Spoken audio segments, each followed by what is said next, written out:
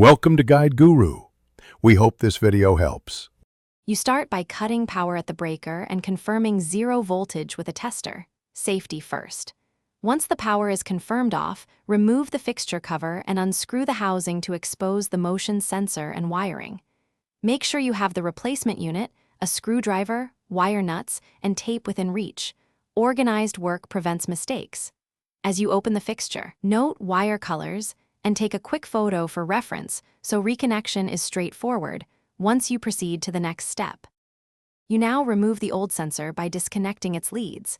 Label or rely on the photo you took to avoid mix-ups. Match the new sensor wires to house wiring, black to hot, white to neutral, green/bare to ground, and twist on wire nuts tightly, then wrap with tape for extra security.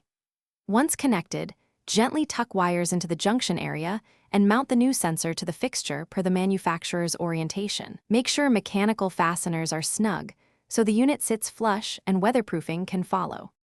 Once the sensor is mounted, restore power at the breaker and immediately perform a walk test so you can see detection and response. You should adjust sensitivity, range, and time delay settings until detection matches your needs. Rotating knobs or switches changes how far and how long the light stays on.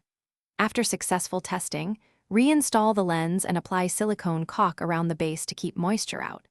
If it doesn't work, kill power and recheck connections. Confirm voltage at the box, and consult simple troubleshooting steps like swapping known good bulbs.